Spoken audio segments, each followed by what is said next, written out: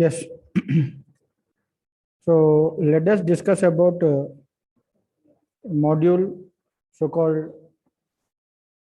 dielectric properties. Okay. The topics to be covered in this module are basic definitions like dielectric constant, dipole moment, polarization, polarizability. Then we go for electronic, ionic, and orientation polarizations. We try to calculate the polarizabilities of electronic and ionic polarizations, and then qualitative treatment for internal fields in solids. In addition to that, Clausius-Massotti equation. So these are the topics to be covered in this particular chapter. Okay, and we try to see about some applications of dielectric materials also. So to know or to understand about any dielectric material, or to study about dielectric material or dielectric property, we should know what is dielectric. Basically, the materials have been divided into three types. Solid materials have been divided into three types called as conductors, semiconductors, and insulators. Conductors, semiconductors, and insulators. The materials which can conduct, where there is a movement of charge carriers, are called as conductors, where the particles require very less amount of energy to excite from lower energy states to the higher energy states. It is due to the overlapping of some part of the conduction and valence bands, due to which they require very less amount of energy. Those materials are called as conductors. The second type of materials are called as semiconductors, where there is a mediate gap between the valence and conduction band, due to which they require little more energy in comparison with the conductors. Okay, so those materials are called as semiconducting materials, where there is a moderate or mediate energy gap between the valence and conduction bands, where there is a possibility of the electrons in the valence band consume the external energy provided and jump to the higher energy states. So when you go into in depth, like no, you can talk about semiconductors. Like semiconductors are of two types, like intrinsic, extrinsic. Intrinsic semiconductors are pure, extrinsic are impure. Impure semiconductors are of again two types, like P type and N type, and so on. You can go in detail. That comes under electronics. Then the third type of materials are called as insulators. These insulating materials are called as non-conducting materials, where there is no possibility of the electrons or the particles in the valence band can jump from the valence band to the conduction band, even after the application of a large amount of energy also. Where there is no possibility at all such that the electrons in the valence band will jump to the higher energy states of the conduction band. They cannot excite, okay, even you give large amount of energy also. So these materials are called as insulating materials, which are also called as non-conducting materials. We here in this particular chapter, so-called dielectric properties, we consider these non-conducting materials for the sake of storage of charge. They are being used as charge storage devices. So the materials or the non-conducting materials which are used for the charge storage are called as dielectric materials, right? I'm repeating, okay? When the non-conducting materials are used for the sake of charge storage, those materials are called as dielectric materials, and the example for dielectric material is the capacitor. You can see a capacitor on your screen. Okay, so a capacitor will be having like no the positive and negative terminals, which is used for the store of an electric charge. So it is used to store some electric charge.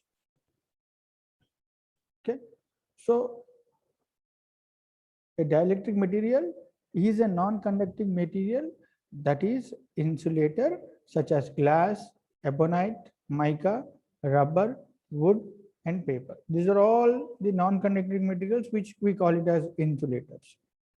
Though these insulators and the dielectric materials are almost same, but now they are not same. Okay, why they are called to be synonyms, but they are not same. They are not same, right? So the materials that are used, the insulating materials between the metallic plates of a capacitor, while insulator is used to prevent current flow across it. So insulator is used to prevent the flow of current, whereabout the dielectric materials are used, the insulating material between the metallic plates of a capacitor for the sake of charge storage. So that is the difference between an insulator and a dielectric material. Dielectric materials are used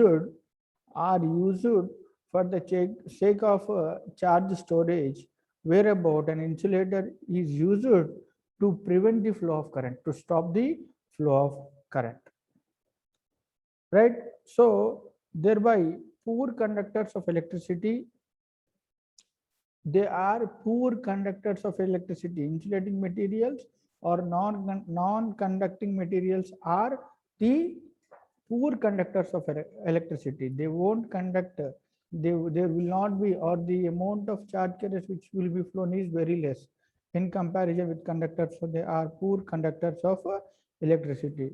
However, they allow movement of some electrons at abnormal high temperatures, causing small flow of current. At the room temperature, it is not possible for it is not possible for the flow of charge carriers, that is electrons, whereabout it is possible only in some cases where like no, at the very high temperatures only, in the insulating materials the electrons will flow. Okay, and not that as many in the conductors, but very few electrons will flow, which is possible, right? So dielectric materials are of in various uses, like in technical thrust, they are being used as electrolytic capacitors. They are being used for components for hostile environments, high energy density dielectric and components, multi-layer capacitors, integrated components and function, piezoelectric materials and devices. Okay, so these are some basic applications of dielectric materials. So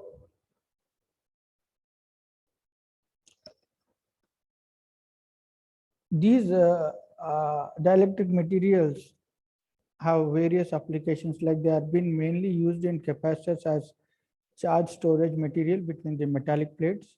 Okay, this also prevents the plates from coming into direct contact. The metallic plates won't be in contact, like no, in between these metallic plates a dielectric material is being kept, and which is used as for the sake of charge storage.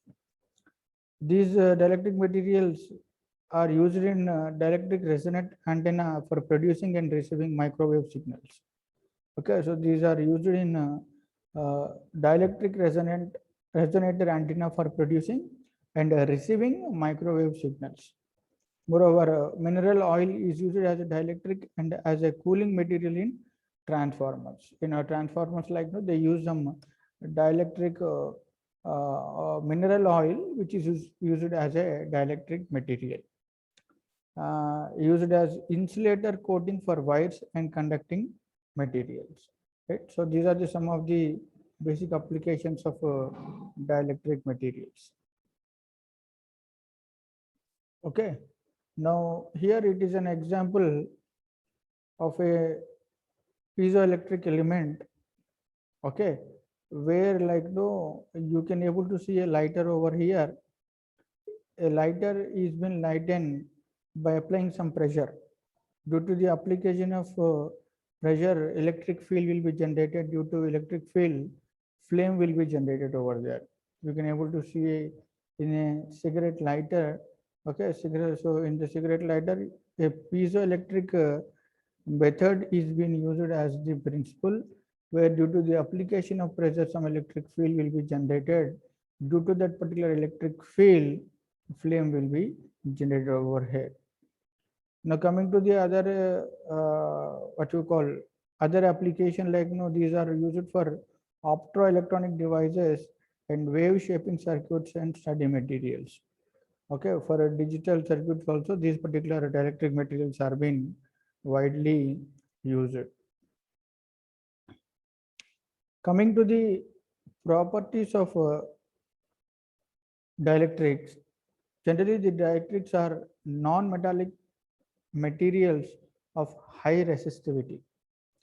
Resistivity is nothing but oppose the flow of charge carriers. If resistivity is more, the conductivity will be less. If resistivity is less, conductivity will be more.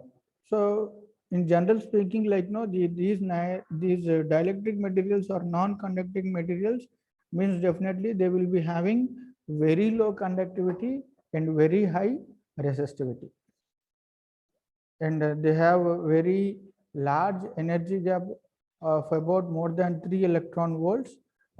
This energy gap is in between the valence and conduction bands, where there is no possibility of electrons exciting from the valence band to the conduction band on the application of external energy to the electrons in the valence band. The other property is all the electrons in the dielectrics are tightly bound to their parent nucleus. That is the main thing, due to which they cannot jump. They are, if they are free, if the electrons are free in the in the outermost orbitals, they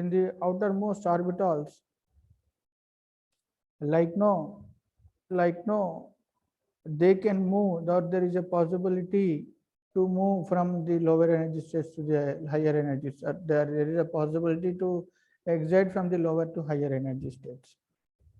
But where about the dielectric material, as there are no free electrons, all the outermost electrons are tightly bound to the nucleus.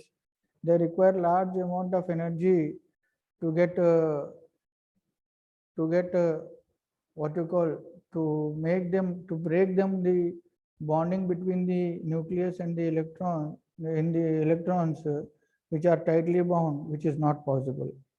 So as there are no free electrons to carry the current, the electrical conductivity of dielectrics is very low. That is there. If there are free electrons, there is a possibility that these free electrons will be excited to the higher energy states. But it is not possible in this case because the conductivity is not possible only because there are no free electrons in the valence band in these dielectric materials, and they have negative temperature coefficient of resistance and high insulating resistance. High insulating resistance means the resistance, the opposing of charge carriers will be high, and the negative temperature coefficient of this particular dielectric materials will be low. It is not possible. Now, moving on to some basic definitions called as dielectric constant. Let us see about dielectric constant first. Dielectric constant is nothing but, to understand electric constant, we should know about the good dielectric material. A good dielectric material is that particular material which should have two properties. One is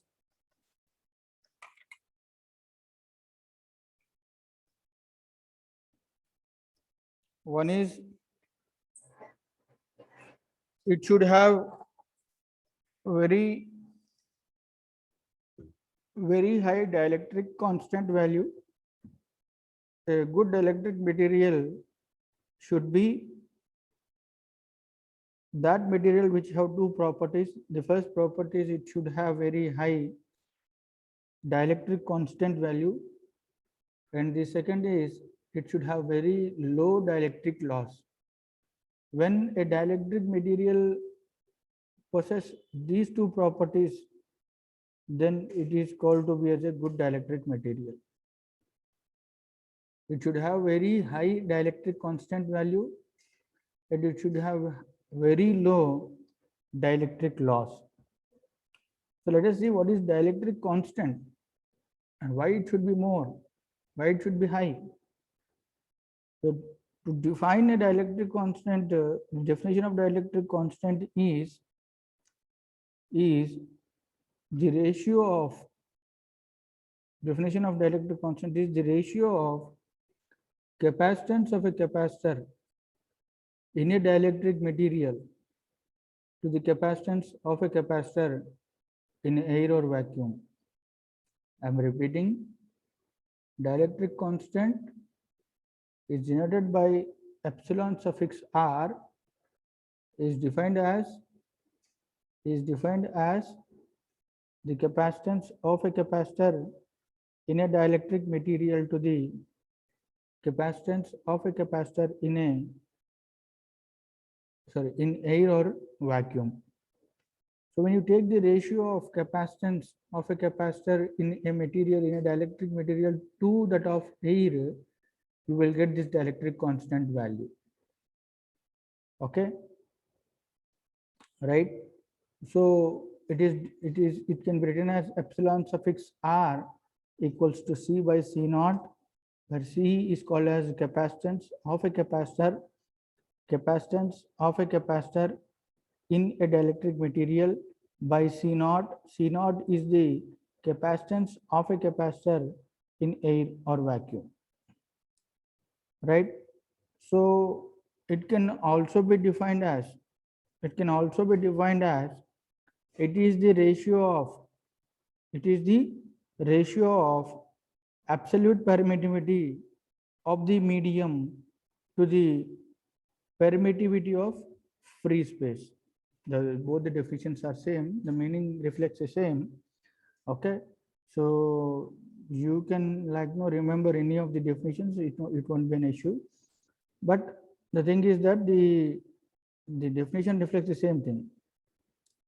It can be dielectric constant is the ratio of capacitance of a capacitor in a dielectric material to the capacitance of a capacitor in air or vacuum, whereabout it is also can be defined as the ratio of absolute permittivity of the medium to the permittivity of free space.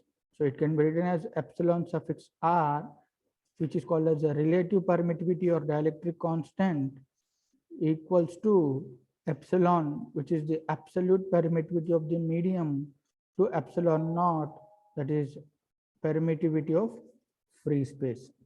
Okay, so this is called as dielectric constant. When this value is more, then the material is to be a good dielectric material. Okay, so this value should be very high, and definitely it will be more than unity for all the materials. For all the dielectric materials, it is definitely more than unity. Now, what is permittivity? We have seen about the absolute permittivity, right, and permittivity of free space. What is permittivity? What permittivity represents? Basically, permittivity symbol is epsilon. The permittivity represents the dielectric property of a medium.